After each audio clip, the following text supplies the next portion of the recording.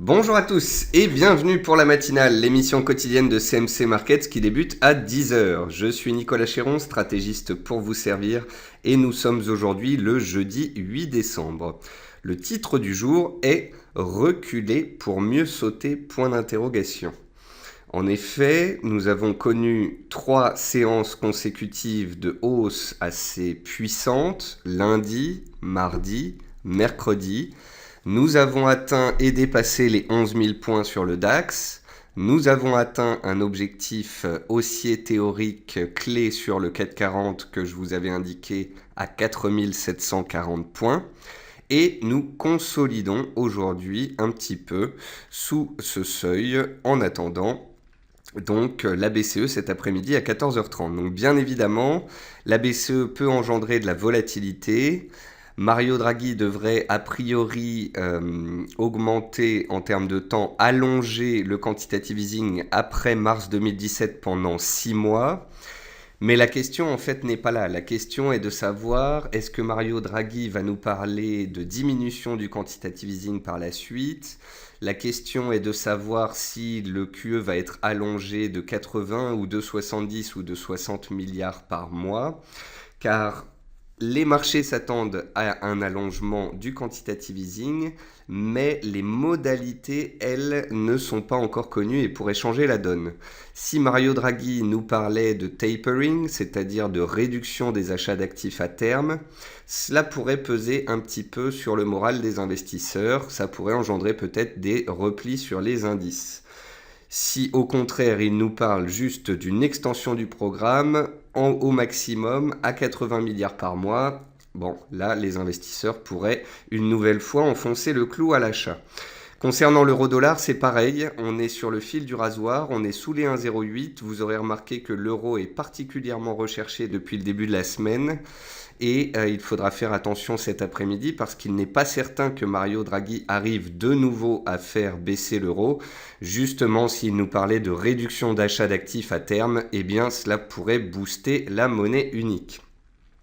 J'ai bien évidemment résumé tout cela par écrit. Vous avez une analyse sur le site de CMC Markets qui s'appelle Cap sur la BCE où je vous ai résumé tout ce que je viens de vous expliquer.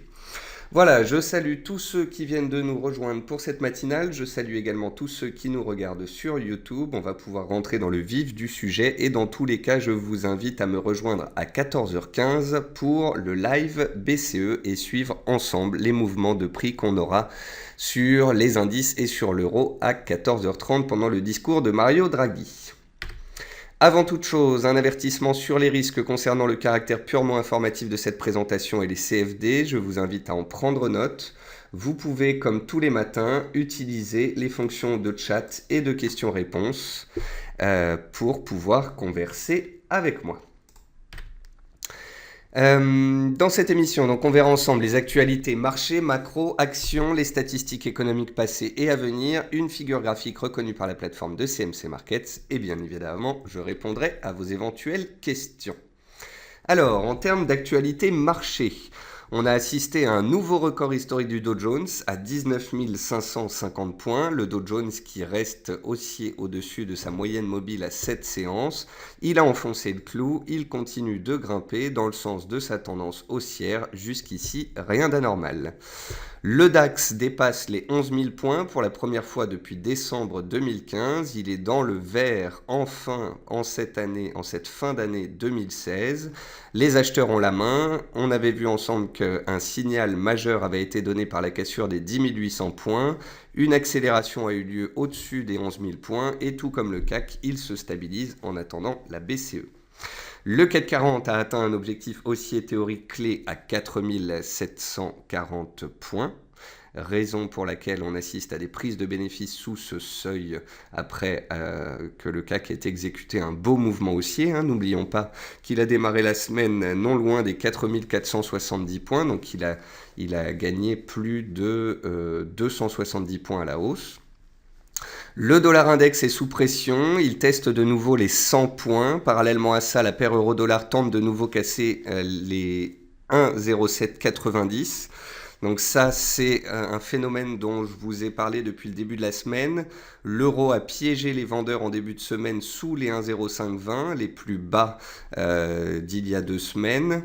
Il est reparti à la hausse très violemment, il a cassé les 1,0690, il est remonté jusque 1,0790 ce matin, il est sacrément soutenu et Mario Draghi n'arrivera peut-être pas à contenir sa hausse.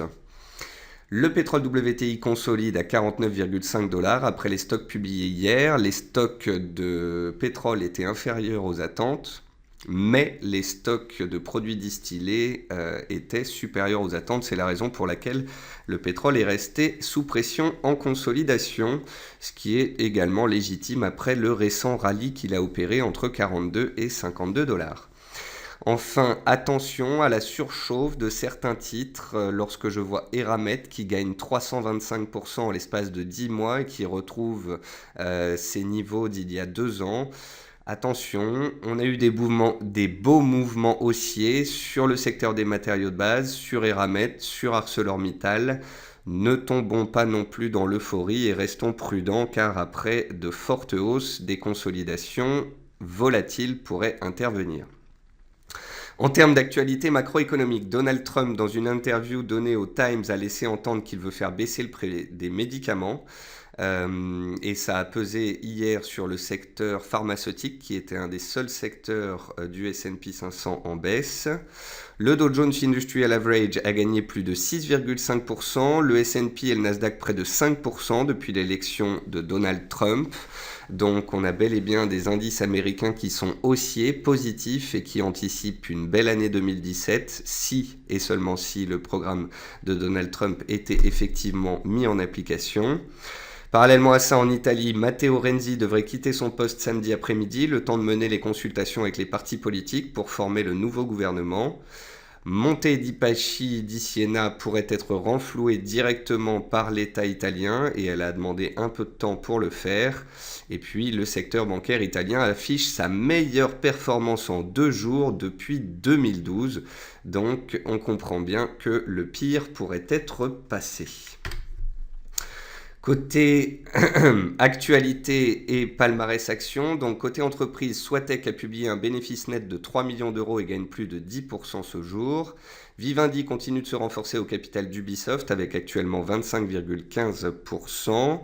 Technicolor a finalisé avec succès son nouvel emprunt à terme. Solvay cède son activité de cap d'acétate. Ça, c'était une news que je vous ai mis hier. Meilleure et moins bonne performance du CAC 40, vous pouvez voir Renault et Peugeot, ce sont les plus fortes hausses du CAC 40 ce matin. ArcelorMittal dans les matériaux de base, toujours haussière, elle retrouve les 8 €, elle gagne plus de 150% depuis ses plus bas de l'année 2016, donc là aussi un petit peu de prudence. Et puis vous pouvez voir dans les baisses, on retrouve AXA qui consolide sa hausse récente et Technip qui consolide avec le pétrole qui recule un petit peu.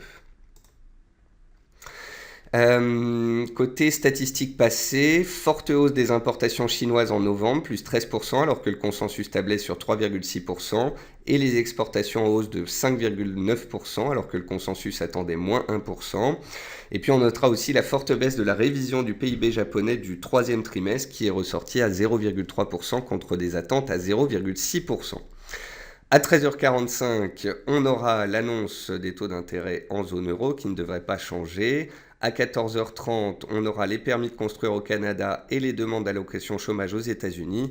Mais bien sûr, à 14h30, le plus important, ce sera le discours de Mario Draghi que l'on suivra ensemble à partir de 14h15 dans le live BCE. Et puis enfin, on suivra à 16h30 le rapport hebdomadaire des stocks de gaz naturel. Le gaz naturel qui d'ailleurs est dans une tendance haussière très puissante depuis plusieurs semaines, mais qui semble désormais s'essouffler.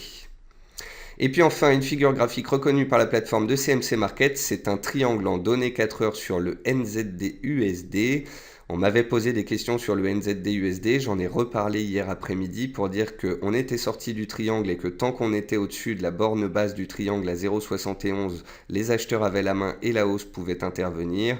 C'est ce qui s'est passé et on a atteint l'objectif haussier théorique de la sortie de ce triangle.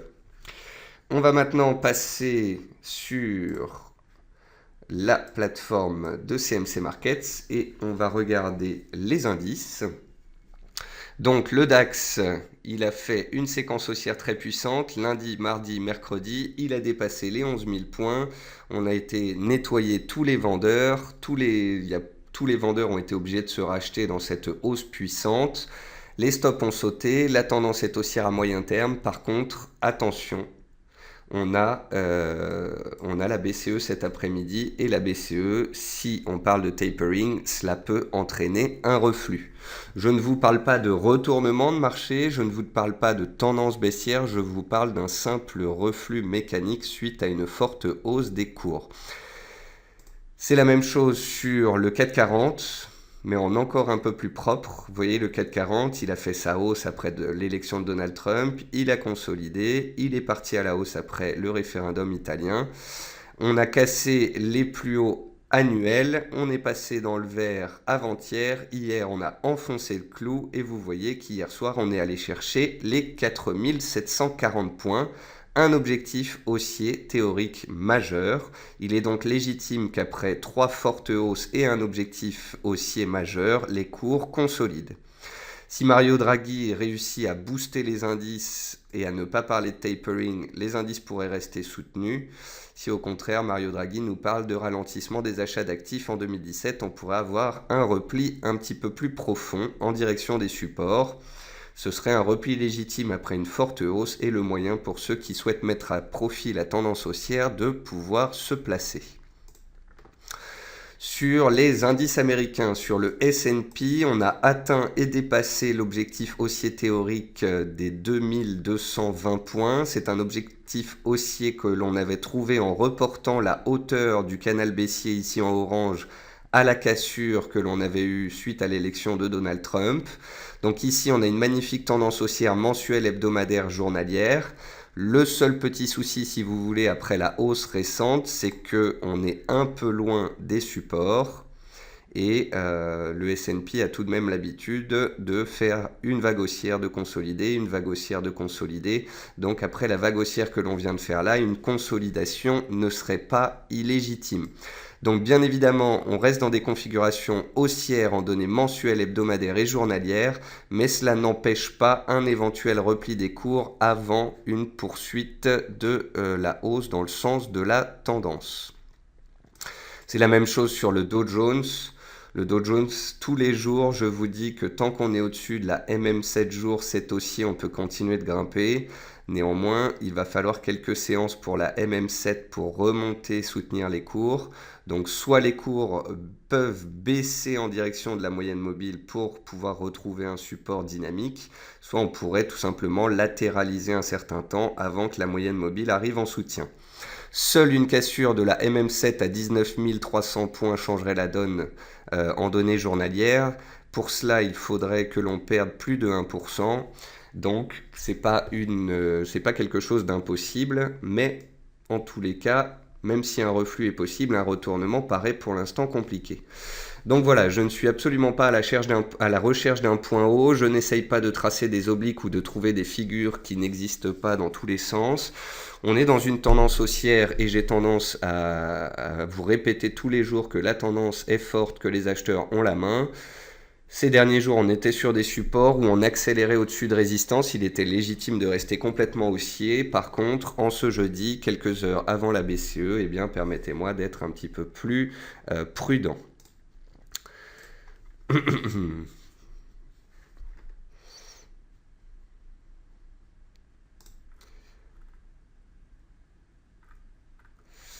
Alors, ensuite, on passe sur les actions. Donc, sur les actions, on a Swatech qui est en belle hausse, plus de 8%. Swatech, c'est un titre qui s'est bien repris depuis les plus bas des marchés en février. Le titre est passé de 40 centimes à 1,20 €. Il a donc triplé.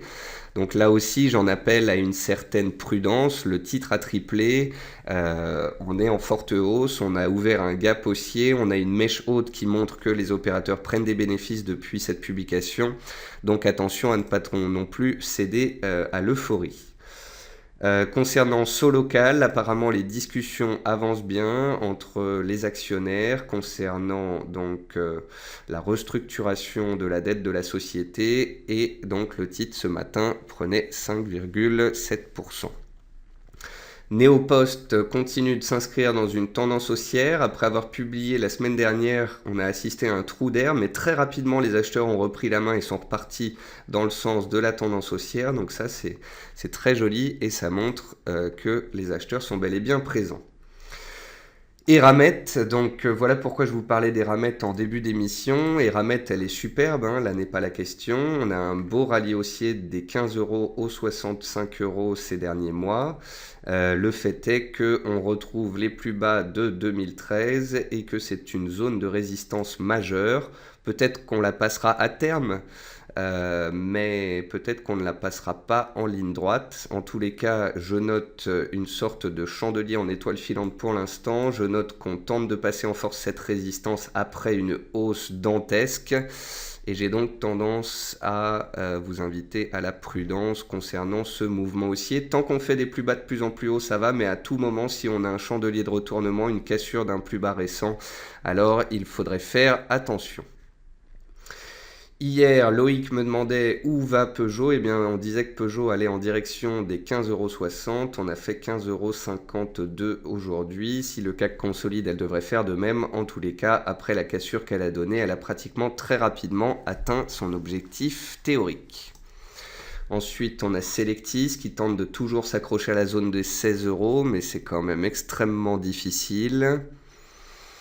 Puis on a Ubisoft qui se reprend un petit peu, puisque Vivendi nous dit qu'il continue d'en acheter. On a Valeo qui est toujours bien orienté. On a STM qui est sur des nouveaux records historiques, toujours en tendance haussière. Là aussi, à tout moment, si on a un signal baissier, on fera attention.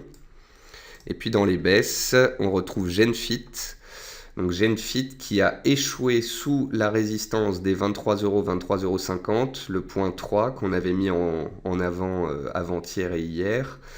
Et les spéculations n'ont pas perduré, les vendeurs ont pris la main et le titre retombe en direction des supports. Donc à court terme, comme je vous le disais hier sur Genfit, on avait gagné 40% entre le 2 novembre et le 7 décembre. Il fallait prudence garder. Ensuite, dans les baisses, on retrouve une consolidation de Vallourec, tout à fait légitime, après sa hausse récente. On retrouve une consolidation de Parrot qui a pris 46% en l'espace de 3 semaines. Consolidation sur AXA, tout à fait légitime après l'accélération haussière que l'on a connue ces dernières séances. Donc voilà, on voit bien que les marchés consolident. On a des actifs qui étaient en très forte hausse comme Eramet qui se stabilisent. On a des prises de bénéfices depuis le début de la séance. Pareil sur Swatec. On a des titres comme les financières qui consolident leur hausse récente ou encore comme les pétrolières qui consolident leur hausse récente. Donc il faut savoir aussi laisser le temps au temps. Voilà. Alors, on va passer sur les matières premières. Sur les matières premières, je vous parlais tout à l'heure du gaz. Donc vous voyez, ce qu'il est en train de se passer sur le gaz, c'est peut-être une inversion de la tendance en place. Vous voyez que les cours du gaz en mai-juin accéléraient très fortement à la hausse, puis se sont mis à consolider. Et bien ici, c'est pareil. En novembre-décembre, on a eu une très forte hausse dans un canal haussier, comme au mois de juin. Donc si les stocks cet après-midi nous font repartir à la hausse, tout va bien. Par contre, si on venait à casser les plus bas d'hier, les 3,44, suite à la publication des stocks, c'est que potentiellement les vendeurs prendraient la main et on pourrait alors assister à une consolidation comme cela avait été le cas au mois de juillet et au mois d'août dernier. Concernant le sucre, on valide le fait qu'on a touché un beau support avant-hier. Les acheteurs ont repris la main à court terme et pour l'instant, ils la gardent. Mais pour transformer l'essai, il faudrait, comme je vous l'ai dit hier, casser les 19,50 cents. Car sinon, à tout moment, tant qu'on ne casse pas les plus hauts précédents, les vendeurs peuvent reprendre la main. Mais c'est certain, comme l'avait dit Olivier, qui vient souvent dans la matinale, eh bien, un beau support était testé et on l'a tenu. Concernant le pétrole, je n'ai pas de vision particulière des choses. C'est aussi à moyen terme, aussi en données journalières. Par contre, à très court terme, on est en consolidation. On a cassé les 50 $ hier. J'ai un support à 48,8, une résistance à 51,4. Pour l'instant, je n'ai rien à vous dire dessus. Une belle réaction des cours sur les 48,8 ou les 48 $ nous permettrait d'entrevoir un redémarrage de la tendance haussière. Pour l'instant, on est dans une consolidation, une respiration après un beau mouvement haussier. Et puis vous voyez que la moyenne mobile à 200 séances, elle monte progressivement. Donc les cours peuvent très bien latéraliser pendant une période, le temps que les moyennes mobiles arrivent en soutien et que la hausse puisse potentiellement perdurer. Donc parfois, il faut savoir laisser un actif consolider un petit peu quand il a été un peu haut, un peu vite. C'est le cas sur le pétrole et c'est peut-être le cas sur les indices aujourd'hui. Le platinium continue d'être bien recherché depuis qu'on a vu la semaine dernière qu'il avait fait un point bas sur support. L'argent est parti à la hausse hier et consolide ce jour. On est dans une reprise de court terme. Tout dépendra du comportement du dollar cet après-midi. Si l'euro partait violemment à la hausse et pesait sur le dollar index, on pourrait avoir des matières premières qui tentent de nouveau de rebondir. Concernant les bovins engraissés, on a validé un support hier et on l'a tenu. Concernant, je voulais regarder le blé. Le blé, donc on a vu en fin de semaine dernière qu'on avait pris appui sur un support de moyen terme. On a eu une tentative haussière, puis on consolidait hier. Aujourd'hui, on se reprend. Il faudra surveiller les 390 cents, ce sont les plus hauts de cette semaine. Si on les casse, ça veut dire qu'on casse une résistance et que les acheteurs prennent la main. Tant qu'on est sous cette résistance, ça reste relativement neutre. Le riz a cassé sa résistance, mais il reste stable dessus depuis 3 jours. C'est un peu particulier comme configuration. On a cassé une résistance, puis on s'est posé juste au-dessus. Et il n'y a pas d'accélération, donc j'aurais tendance à me méfier un petit peu. Si on repasse sous les 9,70, on invalide la cassure et les vendeurs reprennent la main. Si on casse les 9,86, les plus hauts des 2-3 derniers jours, alors on valide le fait que la résistance a cassé, que les acheteurs prennent la main et qu'on pourrait aller plus haut. Mais il faut faire attention, je trouve que ce manque d'accélération après la cassure laisse entendre que la situation n'est pas très claire.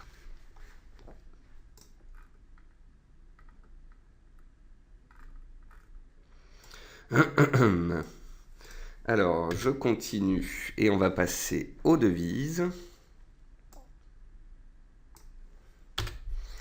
Alors, concernant les devises, il faut regarder le dollar index. Et le dollar index, vous voyez, lundi, il a fait un grand chandelier baissier, mardi, il s'est stabilisé, et hier, mercredi, je vous disais que je ne sais pas pourquoi je sentais qu'on n'arriverait pas à relancer la dynamique haussière. Il était trop tôt. Vous voyez, là, on est en train d'attaquer le support. J'ai l'impression que Mario Draghi va augmenter son quantitative easing, va l'allonger l'année prochaine, mais ça, c'est complètement pricé par les opérateurs. Par contre, si à tout moment, il doit nous dire que à terme, si l'inflation remonte, si les perspectives économiques sont bonnes, s'il nous dit qu'à terme, il pourrait arrêter le quantitative easing ou du moins le diminuer, ou si, encore pire, il allongeait le QE, mais il ne l'allongeait pas de 80 milliards, mais de 70 ou de 60 milliards, là, l'euro pourrait décaler à la hausse très nettement et le dollar pourrait chuter en direction des 99 points sur le dollar index. En fait, quand on a un grand chandelier rouge comme ça, généralement, on a une consolidation, puis ensuite une deuxième salve. Et c'est ce phénomène-là que je note et qui me met à la puce à l'oreille depuis le début de la semaine. J'ai vraiment l'impression qu'on a coincé les vendeurs sur l'euro-dollar. Ils se sont fait coincer parce que lundi, ils ont vendu, on est parti à la baisse, on a cassé les plus bas récents, et puis par la suite, on est remonté à pleine vitesse, on a cassé la résistance dans la même journée, et on s'est stabilisé au-dessus des 0,690 et je trouvais ces 2 derniers jours qu'on tenait très bien au-dessus de cette zone de prix-là, c'est-à-dire que les vendeurs n'avaient absolument plus la main à court terme sur l'euro. Et donc voilà, il y a un risque haussier sur l'euro. Si Mario Draghi n'arrive pas à faire pression sur la monnaie unique avec son habile dialectique cet après-midi, Si l'euro décale à la hausse, on pourrait aller chercher des résistances à 1,0850, voire même si le mouvement est extrêmement puissant, en direction des 1,10. Donc vous voyez, c'est comme le lait sur le feu, c'est une configuration particulière. C'est un piège de marché auquel on a assisté lundi et on pourrait assister à la suite aujourd'hui. Donc on verra cela bien évidemment à 14h30 ensemble dans le live BCE. Mais en tous les cas, il est clair qu'à court terme, les vendeurs n'ont pas la main. On est sur les plus hauts de la semaine. Et voilà. Si on retourne rapidement, très rapidement, ce jour, qu'on échoue sous les 1,08 et qu'on revient vers les 1,07, pourquoi pas, la tendance baissière pourrait reprendre. Si on revient sous 1,0690, c'est que là, Mario Draghi a réussi son boulot et à faire baisser la monnaie unique et à lui faire reprendre une tendance baissière. Mais si on n'arrive pas à rechuter sous 1,08, qu'on les casse et qu'on accélère, attention, l'euro pourrait avoir 100, 200, voire 300 points de potentiel haussier, ce qui voudrait dire que le dollar, lui, pourrait retomber. Donc vous voyez, on est dans la première semaine de décembre. Je vous ai dit début décembre que la première quinzaine n'était pas forcément haussière, mais que la troisième quinzaine était souvent haussière. Je me demande si on ne va pas assister à une consolidation des indices d'ici la fin de la semaine et au début de la semaine prochaine, en attendant la Fed mercredi prochain et Donald Trump qui doit faire un discours jeudi prochain. Et puis peut-être par la suite repartir à la hausse sur les indices. En tous les cas, je tenais à vous donner ce petit sentiment. Je me demande si on va pas assister à une consolidation du dollar, à une hausse de l'euro, à une hausse des métaux précieux et à une consolidation des indices dans les séances à venir avant qu'éventuellement les tendances reprennent, c'est-à-dire que l'euro reparte à la baisse et que les indices repartent à la hausse. Donc je n'ai absolument pas changé d'avis à moyen terme, l'analyse technique reste foncièrement haussière. Mais à court terme, je me demande si on ne va pas avoir un retour de flamme si Mario Draghi ne réussit pas à satisfaire l'appétit des investisseurs cet après-midi. D'autant plus qu'on a touché des résistances ce matin. Donc voilà, nous ferons le point là-dessus cet après-midi. À 14h15, on se retrouve pour le live BCE. À 14h30, on suivra donc le discours de Mario Draghi et ce qu'il implique sur les marchés. Je vous invite à prudence garder. Je vous dis à tout à l'heure. Et puis ensuite, on se retrouve à 15h45 pour le quart d'heure US. Bon appétit à tous et je vous dis à tout à l'heure. Je pense avoir passé tous les messages en revue. Et oui, Marc, j'ai pris note de vos messages et je vais m'occuper de cela. Ulrich me disait « Bonjour Nicolas, sachant que la probabilité pour que la Fed augmente ses taux en décembre est très élevée, la BCE aura-t-elle intérêt à soutenir l'euro ?» En fait, Ulrich, le dollar a été soutenu parce que l'on sait que les taux vont être montés en décembre. Et donc, si les taux montent en décembre, il n'est même pas sûr que cela booste le dollar index. Donc attention, la hausse du dollar à court terme n'est plus certaine. Eric me dit, êtes-vous haussier sur le CAC 40 en janvier avec l'arrivée de Trump le 20 janvier? Écoutez, on verra cela. Pour l'instant, je suis haussier à moyen terme dans ce beau canal haussier que vous voyez sur mon graphique et haussier tant qu'on reste au-dessus des 4570-4600. Pour moi, on est monté 3 jours très haut, très vite. On peut assister à un repli sous résistance. Si et seulement si on casse la résistance cet après-midi, le prochain objectif est à 4840 points. Mais si on ne passe pas, eh bien, on pourrait avoir peut-être une semaine de stabilisation, de normalisation en attendant la Fed en fin d'année. Voilà, j'ai fait le tour, j'ai répondu à vos questions. Sofiane, on peut parler de Advanced Micro Device cet après-midi si vous voulez dans l'émission du quart d'heure US. Et puis, dernière question de Laurent qui disait « J'ai lu dans la newsletter de CMC Market ce matin qu'un programme de trading de 3 milliards a commencé à acheter un vaste éventail d'actions au cours de la deuxième partie de la séance. Comment savoir ce que ce bot a ciblé? On sait qui pilote ce bot, merci. » Non, Laurent, on ne sait pas. En fait, ces informations nous sont données par des personnes qui sont en salle de marché, qui voient les ordres passer, qui voient que effectivement on a des programmes de trading qui se mettent en place à l'achat, mais pas forcément sur quel type d'actifs. Voilà, sur ce, j'ai fait le tour de vos questions. Je vais vous laisser et je vous retrouve, je l'espère, avec grand plaisir à 14h15. À tout à l'heure.